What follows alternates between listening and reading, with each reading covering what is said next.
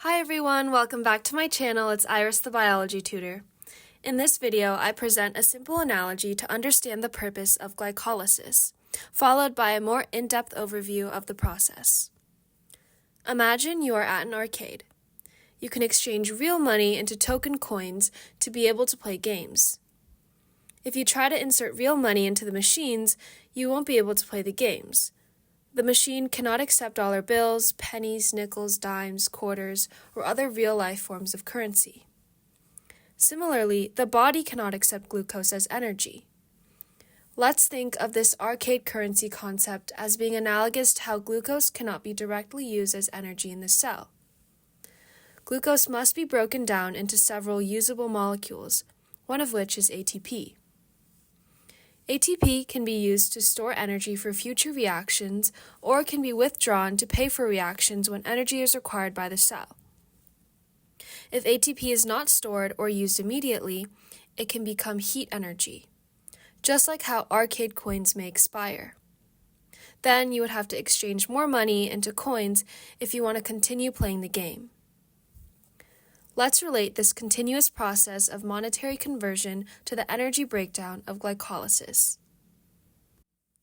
The process of glycolysis is divided into two phases. Firstly, the preparatory phase involves 5 distinct reactions, converting glucose into glyceraldehyde 3-phosphate by step 5. Next, the payoff phase modeled from steps 6 through 10 entails a conversion of glyceraldehyde 3-phosphate into pyruvate, ultimately yielding ATP molecules as energy carriers. Let's go through each step. It all begins in the cell's cytoplasm, where a phosphate group is added to the glucose by the enzyme hexokinase. Here, a phosphate group is transferred from ATP to glucose to form glucose 6-phosphate. Next, glucose 6-phosphate is isomerized into fructose 6-phosphate by the enzyme phosphoglucomutase. Recall that isomers are chemical compounds that have the same formula, but due to different arrangements of the atoms within the molecules, may have different physical or chemical properties. At step 3, another ATP molecule transfers a phosphate group to the fructose 6-phosphate. The enzyme phosphofructokinase converts the fructose 6-phosphate into fructose 1,6-biphosphate. Next, the enzyme aldolase converts fructose 1,6-biphosphate into glyceraldehyde 3-phosphate and dihydroxyacetone phosphate. The two are isomers of each other. At step 5, triose phosphate isomerase converts dihydroxyacetone phosphate into glyceraldehyde 3-phosphate, which is required as a substrate in a process after glycolysis. Two processes occur at step 6, which marks the beginning of the payoff phase. First, the enzyme glyceraldehyde 3-phosphate dehydrogenase transfers one hydrogen molecule from glyceraldehyde phosphate to nicotinamide adenine dinucleotide to form NADH plus and H plus. Glyceraldehyde 3-phosphate dehydrogenase adds a phosphate to the oxidized glyceraldehyde phosphate to form 1,3-biphosphoglycerate. Here at step 7, phosphate is transferred from 1,3-biphosphoglycerate to ADP to form ATP with the help of phosphoglycerokinase.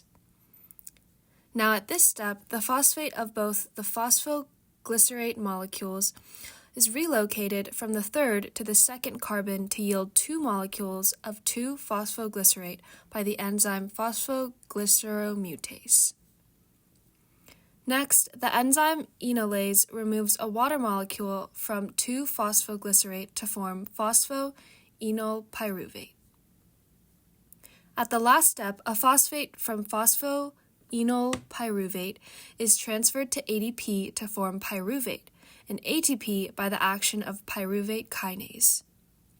2 molecules of pyruvate and ATP are obtained as the end products. Let's do some quick math.